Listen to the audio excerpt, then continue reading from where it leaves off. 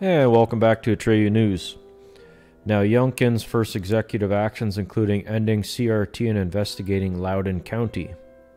And as we all know, this guy won an election in a completely blue area. He had no business winning except for the fact that it was highly likely this would have been the outcome of 2020 had the quote-unquote fuckery not have occurred.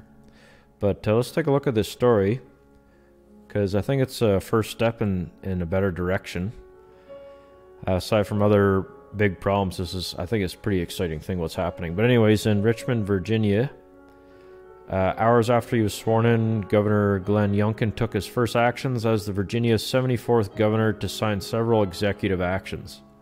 Youngkin signed 9 executive orders and 2 executive directives.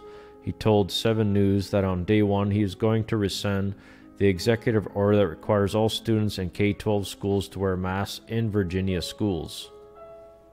Below are the following executive orders that were signed. Let's take a look. There's a few stories here. So, to restore excellence in education by ending the use of divisive concepts, including critical race theory in public education. It's funny how the left will always impose their idea as if they're not racist, but they're the ones pushing the separation of ideology. But to empower Virginia parents in the children's education and upbringing by allowing parents to make decisions on whether their child wears a mask in school. To restore integrity and confidence in the parole board of the Commonwealth of Virginia. To investigate wrongdoing in Loudoun County.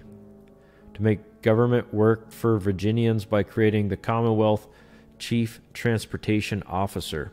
To declare Virginia open for business, to combat and prevent human trafficking, and provide support to survivors. And it's kind of strange that these things are, you think everyone would just agree with it. Why go against it? It's because they're trying to destroy the country on purpose. They know if they can bring about the destruction of the Western Empire, then they can have their way. Funny thing is, after they destroy everything, where do they think they're going to live? Let's look at some other stories here. So Virginia Governor Youngkin's Day 1 executive orders, including investigating Loudoun County officials' CRT ban. So the governor signed 9 executive orders and 2 executive directives.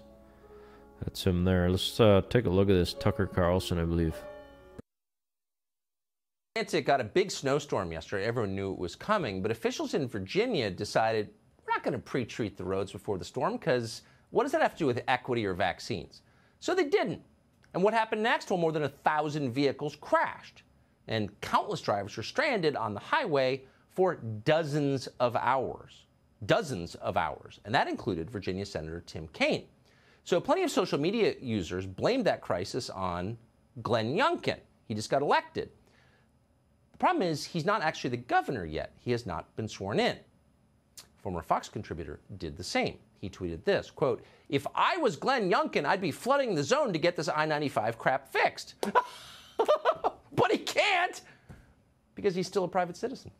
Vince Colonnese knows this because he's one of the biggest radio hosts in Washington, D.C. He lives in Northern Virginia. He's got his finger on the pulse of the traffic crisis in the Mid-Atlantic. He joins us tonight. Vince, great to see you. So why did Glenn Youngkin screw this up so badly, do you think? You know what's funny is that my understanding is that Glenn Youngkin, who's not even in office yet, as you've pointed out, until January 15th, his transition team was receiving briefings on this. He was updating the media on this subject today. He seemed very active in a way that Governor Ralph Northam did not. Governor Northam, who is still, at this moment, the governor of Virginia, despite what people who reflexively hate Republicans might think, he didn't tweet about this or express anything about it until 8:17 a.m. this morning. That meant many hours of people sitting in their cars, freezing on one of America's busiest highways, trying to figure out when to shut the engine off in order to keep the heat, when to get out of the car to use the bathroom, how to locate food, how to keep their kids warm. So big leadership deficits here. Not Glenn Youngkin's fault. That guy's not even in office yet.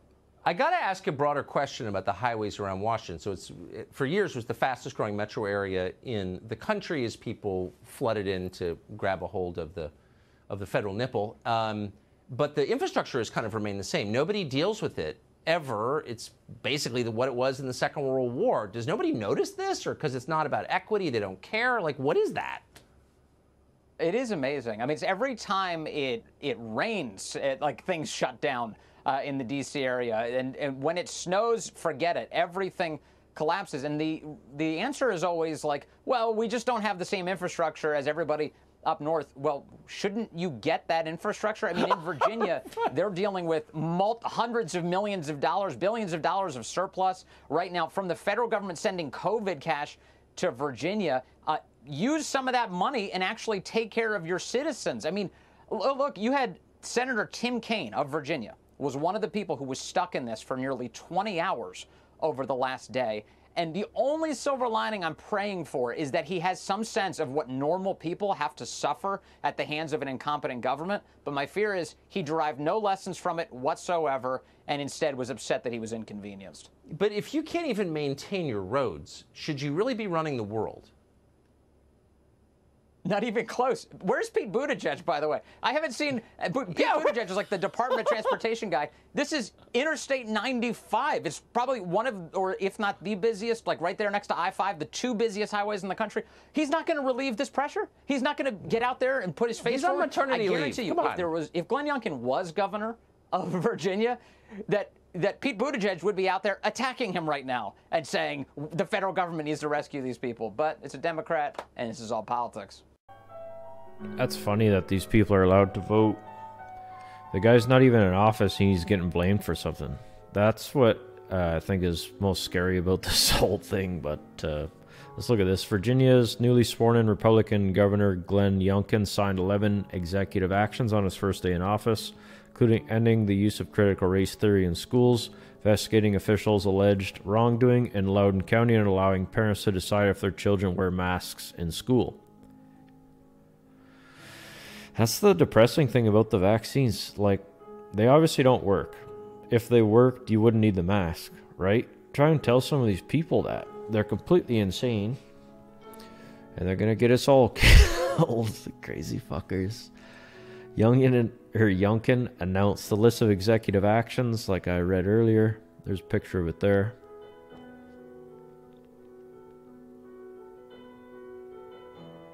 Yeah, to restore excellence in education by ending the use of divisive concepts, including critical race theory in public education. It's funny how white people always get pinned as some sort of enemy, and then as soon as the people pushing that crazy crap get any money, where do they live? In a white area. Why? Because it's peaceful and tranquil to live in a white area, regardless of what they'd have you believe. Funny thing is, the people that push this crazy crap, where do they live, do you think? You think any illegals are living where they are? Not a chance. Of course, we all know the hypocrisy runs deep. It always has in the leaders across the earth. It's just too bad that the U.S. and the West, where the Renaissance was birthed, has to endure this type of punishment. And for the people like us that we got to deal with the COVID BS and not be allowed into restaurants, like, it's just awful. But I'll keep reading here. To the empower Virginia parents in their children's education upbringing by allowing parents to make decisions on whether their child wears a mask in school. I think I read some of these already, but to make government work for Virginians, yes. To establish a commission to combat anti-Semitism. It's kind of funny, if they cared about white people as much as they care about Jews, like... Anti-Semitism. Of course, Jews are getting attacked in New York and everything. But guess who by? I'll give you two guesses, but you're only going to need one. Anyways, to withdraw from the Regional Greenhouse Gas Initiative. That's also a huge problem. It's like, do you want energy? Most people would say, yeah, more energy. And what is the Biden administration doing?